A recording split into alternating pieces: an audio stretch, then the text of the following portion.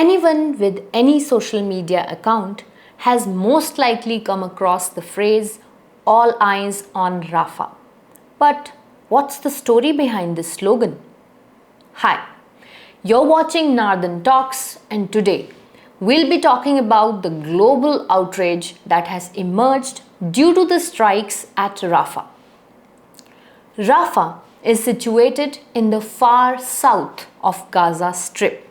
It borders Egypt and has been a place many Palestinians had fled to at the start of the Israel-Hamas conflict to escape the Israeli bombardment. As many as 1.4 million people were thought to be in the city earlier this year. However, since Israel began its operation in and around Rafah 3 weeks ago, UN has estimated more than 1 million people have now left the city to once again try and escape the fighting. On Sunday, an Israeli airstrike caused a fire at a camp for the displaced, killing dozens of people, many of whom were women and children. Israel said it was part of the investigation, and Israel's Prime Minister Benjamin Netanyahu labeled the situation as a tragic incident. Since then, Israel has been accused of another strike on a camp west of Rafah, killing another 21 Palestinians. Emergency services in Gaza said the tank shells hit a cluster of tents in Al-Mawasi, a place where Israel has told Palestinians to move to escape the fight happening in Rafah. This came after Hamas launched rockets in Tel Aviv area. The Israeli military said that their attack was based on precise intelligence against legitimate targets under international law. They added that it killed 2 senior Hamas officials, but Israel has denied any strike at Al-Mawasi. In the aftermath of the strikes, visuals of charred bodies and severe injuries have circulated widely on the social media.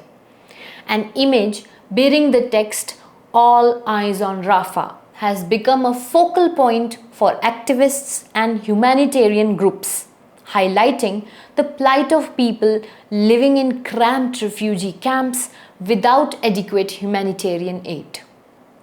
The image features tents arranged to form the slogan, urging global attention to Rafah. This phrase is meant as a request for all the bystanders to not look away from what's happening in the city of Rafah. The slogan "All eyes on Rafah" reportedly originated from a statement by Rick Peppercorn, director of the World Health Organization Office of the Occupied Palestinian Territories. He made the remark in February after Israeli Prime Minister Benjamin Netanyahu ordered an evacuation plan for Rafah in anticipation of attacks on what he claimed were the last strongholds of Hamas. Mark Owen Jones, a misinformation researcher, suggests that the image that we see of the tents appears to be AI generated, citing unrealistic shadows and unnatural symmetry in the tent arrangement. But nevertheless, it has successfully garnered global support from organizations like Save the Children, Oxfam, Americans for Justice in Palestine Action, Jewish Voice for Peace, and Philistine Solidarity Campaign, and many national and international celebrities all around the world. The International Criminal Court confirmed last week that it is seeking arrest for both Hamas and Israeli officials, including Netanyahu, for alleged war crimes. But currently, the court has no way to enforce its own warrants even after they are issued. If not ICC, then how can a social media post really make a difference? there has been strong international pressure on Israel on its offensive in Rafah, with social media users urging leaders around the world to do more to stop the violence. Historically, there are many examples of how social movements started from a small scale turned out to be global issues. We could go back to how American slavery was abolished. It arguably goes back to a book written by just a woman.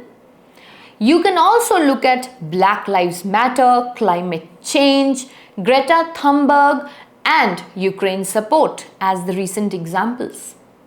But what's next?